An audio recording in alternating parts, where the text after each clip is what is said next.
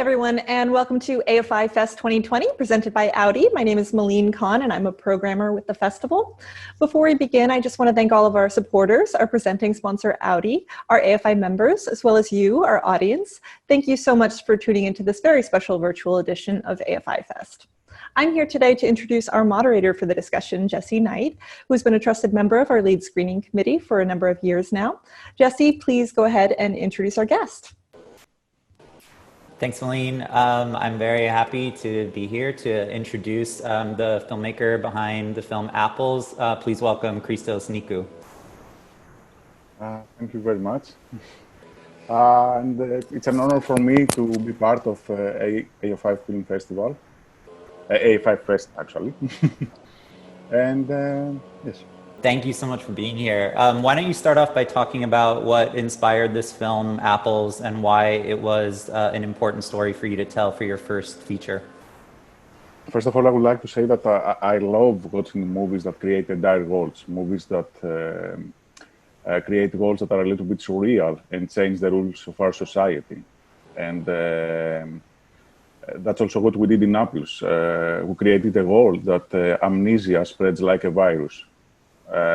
But it's also a very personal story, as I had that idea at the moment that I was trying to deal with the loss of my father, but I couldn't. And at the same moment, I was trying to understand why people forget so easily, how selective is our memory, how we can erase something that hurt us, and if we will erase it, are we going to lose our existence? And could it be that we are the things we don't forget? And all these questions were in my mind, and then I tried to transfer all these questions to script. And this film is about a pandemic. People are seeing it for the first time, living through an actual pandemic. What has that experience been like for you? Of course, we have that coincidence. I mean, that Apples, in a way, has a pandemic as the moment that we're living right now, and all over the world. And I think that you can find elements that people, I mean, will recognize elements like loneliness, isolation, loss, and uncertainty about the future in the movie and in real life right now. And it's something, the pandemic that we live now, it's something very strange because in a way, it has affected a lot our industry. Even now, I should be there and not in my house in Athens and do that virtual call. But we have to be optimistic and we have to fight for everything. And for cinema, of course. There's one element of the movie that really struck me living through this period right now is how everybody seems to be unified by the pandemic. Everyone's living through the same moment, and that was something that I don't think I would have thought of if I were creating this world. Was that something that was on your mind about how this sort of this event sort of leveling everybody and putting them on the same sort of base? Yes, as also in a way we try to make that most of the people behave in the same way through that pandemic, and also when all these people follow these instructions by the doctors, accidentally the doctors create people with similar memories, similar people, actually like that memories of an average person. There's also a very distinct absence of modern technology in this movie. Can you talk about the choice to feature analog technology like the Polaroid cameras and the cassette tapes? Why was that important? First of all, I believe that our memories affected a lot by technology. And also the extensive use of technology has made our brain lazier because there is no need to save something in your mind anymore. If you want, for example, to go from one place to another, probably you will use Google Maps instead of going with your mind and what you remember. And most of the times we use, we store our data in devices of the company Apple, which is also an irony about the title. And that's why we selected to set the movie in a timeless period, mostly in a recent past, where the technology wasn't so omnipresent, and that's why we selected to build everything in an analog world, and nothing is digital. Yeah, you could almost read this as an allegory for social media, the way that we create our identities through the photos that we take or the updates that we post. Exactly. And so that was right. Exactly. Right. That was our orientation from the beginning to make a comment about social media and how people care more about taking a photo, a selfie, with a Polaroid filter most of the times, than to live the moment. And that's what we try to depict with that treatment that the amnesiacs follow by the doctors. And you have such an amazing lead actor in this film. He has this face that communicates so much, but with very little expression. Can you talk about casting him and what he brought to the role? What I admire a lot on him is that, as you said, that his performance is very minimalistic, and most of the times less is more. And also, what I like a lot on him, I mean, is that his body language is very strong, I think, because he started as a dancer. And we worked together in the short film that I directed before. And after the short film, we decided that we would like to work again together. So we wrote everything that there is, I mean, on the movie is already written on the script, because we knew exactly what he can do with his body, with his expressions and everything. And just before the shooting, when we did some rehearsals, I asked him to watch as a reference some movies of Jacques Tati, and 2 movies with Jim Carrey, Eternal Sunshine of the Spotless Mind and The Truman Show, and to combine Jacques Tati and Jim Carrey in one. And that's the result. It wasn't so easy, but a lot of people are saying that it reminds them of Buster Keaton a little bit. Right, sad face, physical. Yeah, he is a great dancer. I'm glad you found a way to get him to dance. Yes, we always wanted to put that scene with the dance. The dance scene, I mean, I love dance scenes in cinema. I don't think that I will ever make a movie without a dance scene. So, yes. And at the beginning, it was a different dance scene, to be honest.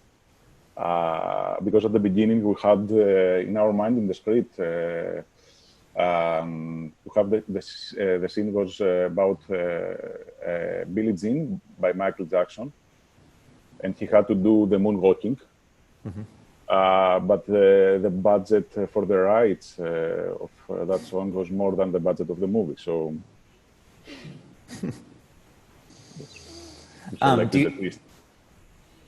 do you have a favorite dance scene from a movie? I love from Band Apart, Jean-Luc Godard, the dance scene. I think that this is my favorite one. So I find this movie very moving and very poignant. It's also very funny. And it's even a romantic movie at a certain point. Can you talk about the challenges of balancing these different tones and genres and making them feel cohesive and complement each other so well? In general, I'm not a big fan of genre movies. I prefer when movies combine different elements and create different emotions. And that's what we tried. I mean, it's like our life, because our life is mixed by dramatic and comic elements. So that's what we tried to do also in the movie, to find the right balance between comedy, drama, sometimes, as you said, romance, and sometimes maybe mysterious scenes. Which wasn't easy, because when we started writing the script was much more comedic. I mean, and then, because the story is a little bit tragic, we try to find the right balance between all this, but also in a way that is united. and it's not like that you're watching 3 different movies. Or and we don't know. We hope that we succeed that. Mm-hmm. Yes, it's very natural the way these elements combine. Was this version of the film close to the original version? I mean, you said it was more comedic before, so was it? The first draft of the script only. Afterwards, Okay. we try to find that balance from the script, not at the shooting. I mean. Mm-hmm. I want to go back to something you said earlier about this film is you were dealing with the loss of your father. One of the reasons I find this movie so moving is that in the end, he realizes that he has a choice whether to forget these painful memories or remember them, and he appears to choose to remember them. And I realized that if you have that choice, choosing to remember painful memories is a courageous act. How did making this film help you through those feelings of loss and grief? First of all, I dedicate the movie at the end to my father. And in general, I feel that we are our memories. And even if, I believe that even if we will try to erase them and to try to be someone else, because that's what the main hero is trying to do in the whole movie. He's trying to pretend someone else. He's trying to be someone else like all the others. And he tries to, even if he tries to be someone else and live different moments and memories, he realizes that, again, maybe he will face a loss. And this makes him understand that you have to accept your personality, you have to accept your grief and to accept your personal moments, because that's what we are. And we believe that at the end there is a hope about the future, even if you have to restart in a way. Yeah, it's a wonderful film about that difficult choice of remembering versus forgetting. Can you talk about the artistic direction and building the world? It's very minimalist, like your lead performance, everything's sort of complementing each other in this world that is stark. Was that intentional from the beginning, and why was that important? From the beginning, we wanted to create a movie that we don't know where it's set. I mean, we tried to, it's set in a nameless place. It's also timeless. So it was very important for the aesthetics of the movie because the budget was very low, really, really low. It was $250,000. So it wasn't easy at all to find all the right props for the movie that we need, for example. But from the beginning, we wanted to put, for example, props in the movie that are almost forgotten right now, like Polaroid cameras, like handwritten letters, tape recorders, hotels, even, and old tube TVs and old radios. Because we wanted to give that vintage aesthetic in a way, but also something that is very close to home. I mean, that it's something that people will recognize it and don't feel awkward. Or because what I love in general I think that most of the dystopian movies, and especially high concept movies, are a little bit futuristic and distant. And what we tried is to find a way to make it more humanistic, more close to nowadays, but in a way with a sense of a recent past. And you mentioned Jacques Tati, and were there other influences that you had with, are there touchstones that you're using that were influencing the storytelling, whether it's movies or photographs or? In general, for example, from novels, 2 novels that have inspired me a lot were 1984, by Orwell, and Blindness by Jose Saramago. And then my favorite directors from the past were Bresson and Cassavetes, Godard, René, but from the recent film history are more directors like Carax, Roy Anderson, Charlie Kaufman, and Spike Jonze. And I love the way that the last four directors, for example, create also worlds. I mean, I love the movies of Charlie Kaufman. Right, it's a world that is slightly askew. Everything mostly resembles our world except the one thing, and that's something that I always think is more unsettling than a completely fantasy world. Well, I love this film so much, and I'm so grateful to have been able to talk to you about it. Congratulations on everything, and I wish you lots of luck. Thank you. Thank you very, very much.